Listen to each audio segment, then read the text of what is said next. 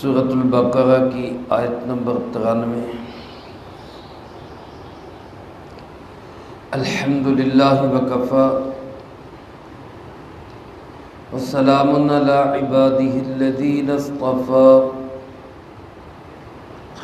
خصوصا علی سید الرسل وخاتم الانبیاء وعلى آلہ واصحابہ الاتقیاء، اما بعد فاعوذ باللہ من الشیطان الرجیم، بسم اللہ الرحمن الرحیم۔ وَإِذْ أَخَذْنَا مِيثَاقَكُمْ وَرَفَعْنَا فَوْقَكُمُ الطُّورَ خُذُوا مَا آتَيْنَاكُمْ بِقُوَّةٍ وَاسْمَعُوا، قَالُوا سَمِعْنَا وَعَصَيْنَا وَأُشْرِبُوا فِي قُلُوبِهِمُ الْعِجْلَ بِكُفْرِهِمْ، قُلْ بِئْسَ مَا يَأْمُرُكُمْ بِهِ إِيمَانُكُمْ إِن كُنتُم مُّؤْمِنِينَ۔ وَإِذْ أَخَذْنَا مِيثَاقَكُمْ، اور وہ وقت بھی یاد کرو کہ جب ہم نے تم سے میثاق لیا، وَرَفَعْنَا فَوْقَكُمُ الطُّورَ، اور ہم نے بلند کیا تمہارے اوپر طور پہاڑ کو، خُذُوا مَا آتَيْنَاكُمْ، اور ہم نے کہا کہ مضبوطی سے تھامو اس کو جو ہم نے تمہیں دیا، وَاسْمَعُوا، اور سنو، قالوا، تو ان لوگوں نے کہا، سمعنا وعصینا، ہم نے سنا اور نافرمانی کی ہم نے، وَأُشْرِبُوا فِي قُلُوبِهِمُ الْعِجْلَ بِكُفْرِهِمْ، اور پیوست کر دی گئی ان کے دلوں میں بچڑے کی محبت ان کے کفر کی وجہ سے۔ قل، آپ فرما دیجئے، بئس ما یأمرکم بہ ایمانکم، کتنا برا ہے یہ جس کا حکم دیتا ہے تمہیں تمہارا ایمان، ان کنتم مؤمنین، اگر ہو تم ایمان والے۔ اس سے پہلی آیات مبارکہ میں اللہ رب العالمین نے اس بات کا ذکر فرمایا کہ جب ان یہودیوں سے کہا جاتا ہے اس چیز پہ ایمان لاؤ جو اللہ رب العالمین نے نازل کی، تو یہ کہتے ہیں کہ ہم تو صرف اس پہ ایمان رکھتے ہیں جو ہمارے اوپر اتاری گئی، یعنی تورات، اور اس کے سوا ہم کسی پہ ایمان نہیں رکھتے۔ یہ دعویٰ تھا یہودیوں کا کہ ہم صرف تورات پہ ایمان رکھتے ہیں، تورات کے سوا ہم کسی پہ ایمان نہیں رکھتے۔ تو اللہ رب العالمین نے مختلف دلائل کے ساتھ یہ بات واضح کی کہ تمہارا تورات پہ بھی ایمان نہیں ہے، یہ بھی تمہارا دعویٰ زبانی دعویٰ ہے، تورات پہ بھی تمہارا ایمان نہیں ہے۔ ایک دلیل تو اس کی یہ دی کہ اگر تمہارا تورات پہ ایمان ہے تو پھر بتاؤ کہ اللہ کے نبیوں کو کیوں شہید کرتے رہے؟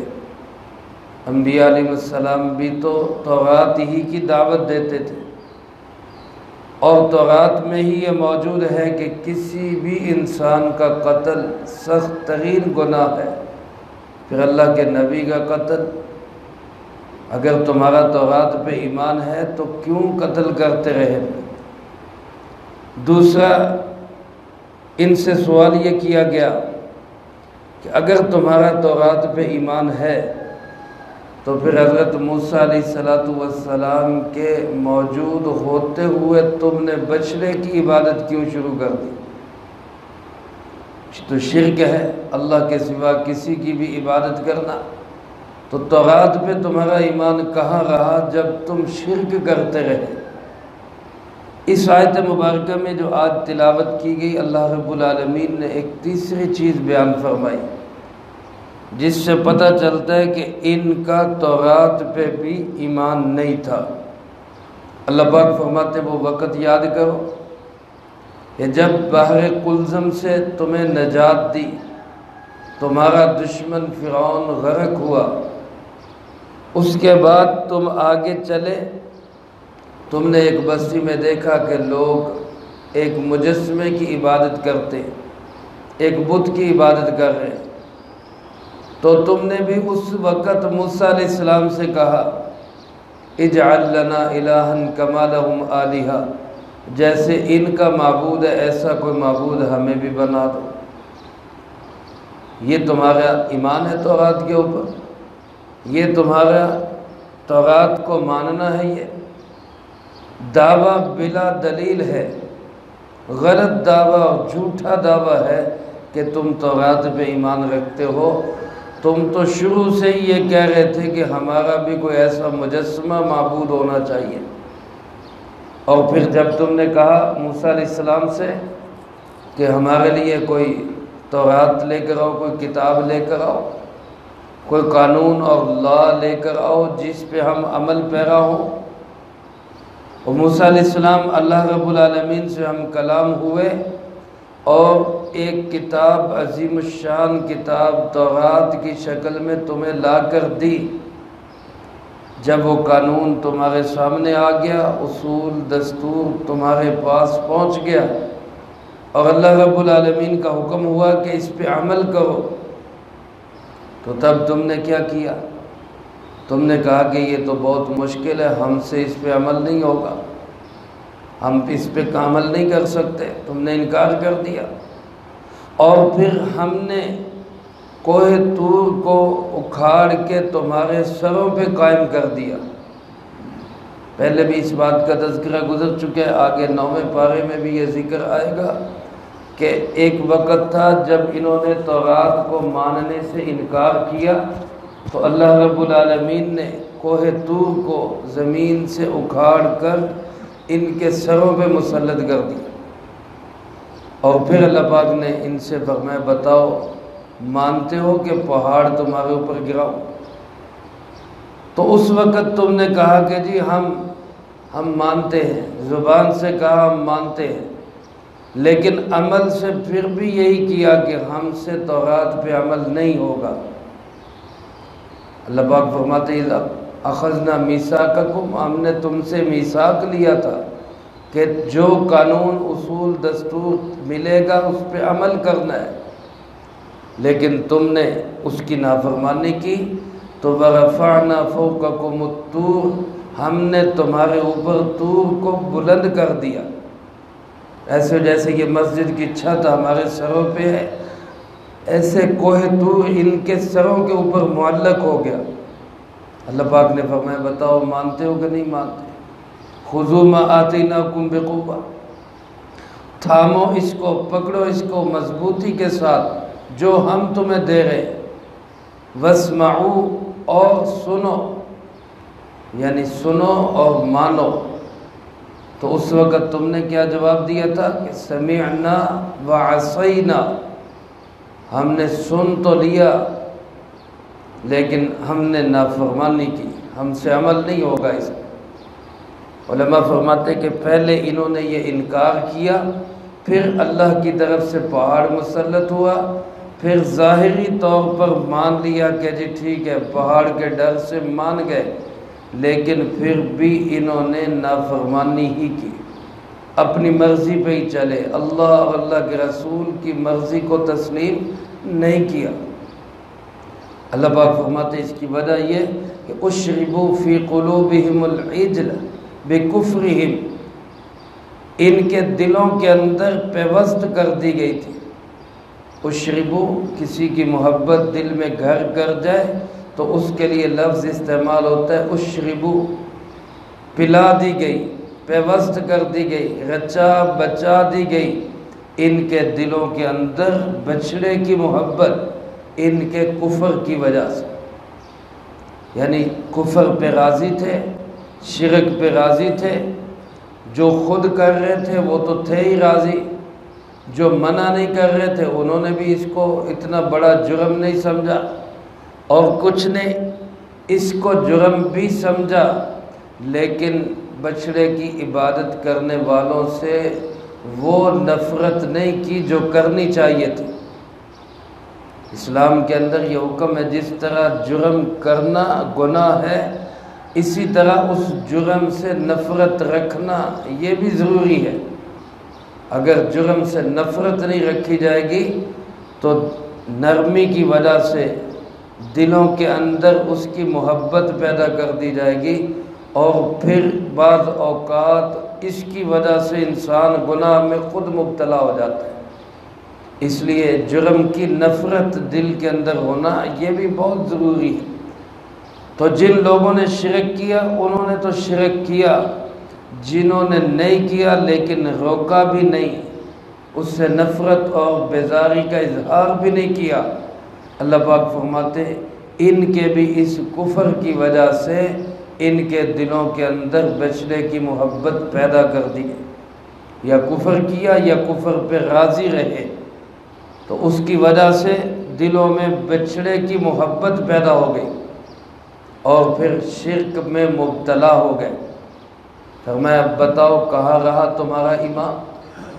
اے پاک پیغمبر صلی اللہ علیہ وسلم ان سے فرما دیجئے بئس ما یأمرکم بہ ایمانکم، کتنی بری چیز ہے جس کا تمہیں تمہارا ایمان حکم دے رہا ہے۔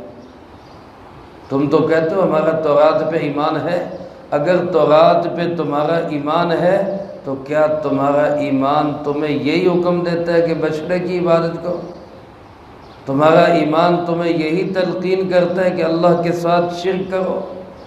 اگر تمہارا ایمان یہی تلقین کرتا ہے تو کتنا برا ایمان ہے تمہارا۔ ان کنتم مؤمنین، اگر تمہارا دعویٰ ہے کہ ہم تو ایمان والے ہیں۔ اب میرے عزیز دوستو ذرا دیکھیے کہ ان یہودیوں کی حالت کیا تھی اور دعوے کیا تھے۔ حالت یہ تھی کہ کبھی انبیاء علیہ السلام کو شہید کر رہے، حالت یہ ہے کہ کبھی بچڑے کی عبادت کر رہے، حالت یہ ہے کہ کبھی بچڑے کی عبادت کرنے والوں سے خوش ہو رہے، اس پہ راضی ہو رہے، اور دعویٰ یہ ہے کہ ہم سے بڑا کوئی ایمان والا ہے ہی نہیں، اور ہم تو جہنم میں جائیں گے ہی نہیں، ہم تو پکے جنتی۔ یہ صورتحال اس زمانے کے یہودیوں کی بھی تھی، آج کے یہودیوں کی بھی ہے۔ آج بھی تمام تر خباثتوں، بدعملیوں، بے ایمانیوں، بے حیائیوں، بے شرمیوں کے باوجود دعویٰ یہ ہے کہ ہم سے بڑا کوئی ایمان والا ہے ہی نہیں۔ اس لیے میرے محترم دوستو، ہم مسلمانوں کو بھی یہ سوچنا چاہیے کہ خالی دعووں سے کام نہیں چلے گا۔ ہم سے بڑا کوئی مومن نہیں ہے اور ہم پکے جنتی ہیں، اور عمل کے لحاظ سے ہم چاہے کفر کریں، چاہے شرک کریں، چاہے گندگی کے کام کریں، بے حیائی خباثتوں کے کام کریں، اور دعویٰ یہ ہو کہ جی ہم تو پکے جنتی ہیں، یہ یہودیت والی عادت ہے۔ اسلام کی عادت یہ ہے کہ دعوے نہ کرو، عمل کر کے دکھاؤ، کام کر کے دکھاؤ، صحیح دین پہ چل کے دکھاؤ، اور جتنا انسان چل سکے وہ چلے، جو نہ چل سکے اس پہ توبہ استغفار کر لے، اللہ سے معافی مانگ لے، ندامت اور شرمندگی اختیار کر لے، لیکن بڑے بڑے دعوے نہ کرے، بول نہ بولے بڑے بڑے۔ یہ اللہ پاک ہمیں تعلیم دے رہے ہیں ان یہودیوں کی بات ذکر کر کے کہ خدا را ان جیسے نہ بن جا۔ اللہ مجھے آپ کو سب کو صحیح راستے پہ چلنے کی توفیق نصیب فرمائے اور دعووں سے بچائے، عملی کام کرنے کی اللہ ہمیں توفیق نصیب فرمائے۔ جو کہا سنا اس کو زندگی میں لا کے دوسروں تک پہنچانے کی توفیق عطا فرمائے۔ اللہم انت السلام ومنک السلام، تبارکت ربنا وتعالیت یا ذا الجلال والاکرام۔ اللہم اعنا علی ذکرک وشکرک وحسن عبادتک۔